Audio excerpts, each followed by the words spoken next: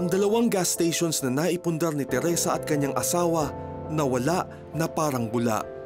Hindi inakala ni Teresa na aabot sa pagkalugi ang kanyang mga desisyon. Naging biktima po ako ng scam. Magpartner daw po kami sa business patungkol sa diesel. Ang nangyari po, pumayag po ako. Nag-try po ako dahil sa kagustuhan ko po na madagdagan po yung aming kita. Nagbago sila sa akin, bigla hindi ko na sila makontak.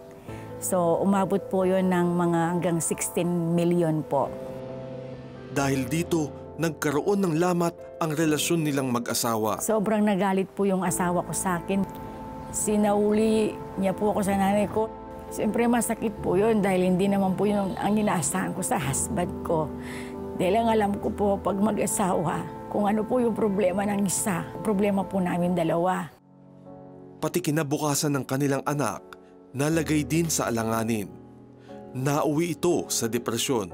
Naisip ko po na magsusuicide na lang po ako para matapos na lang po yung pagsubok na yun. Dahil alam ko naman po kung gaano kahirap yung dinanas ng asawa ko. Napipigilan po ako dahil nararamdaman ko yung Holy Spirit na kasama ko siya. Sinasabi niya na, anak, huwag mong gagawin yan kasi meron pang mga anak mong nagmamahal sa iyo. Paano na lang sila?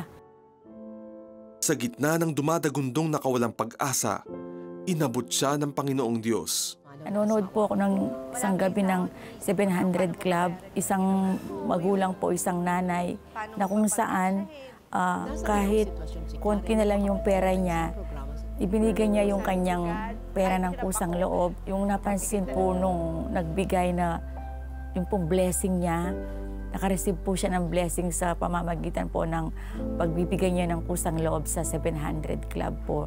Doon po ako na-challenge. So, nag-try po ako dahil na-encourage po ako. Kung bibigyan ka, parang ang sarap po dahil kusang loob po akong magbigay yung mga tao. Mula sa bagong pag-asang nakita, dahil sa relasyon niya sa Panginoong Diyos, sinubukan ni Teresa na magsimulang muli. Unti-unting nahilom ang sugat sa relasyon nilang mag-asawa. Unti-unti po na bumabalik po yung dating magandang samahan naming mag-asawa. Since then po, gumanda po yung relasyon naming buong pamilya dahil naramdaman ko po na sinasagot at dinirinig po ng ating Panginoon lahat po ng mga panalangin po sa Kanya. Mula sa kawalang pag-asa, nabigyan ng bagong simula si Teresa. Noong 2018, laking pasasalamat ko po sa ating Panginoon Diyos. Dati po ito nakasangla ng 4 million. Salamat po kay Lord dahil unti-unti nga po na tinulungan niya po kami para babayaran po yung mga utang namin. Biniyaan po kami ng Panginoon ng magandang trabaho na kung saan tuloy-tuloy po yon, magandang trabaho, magandang koleksyon.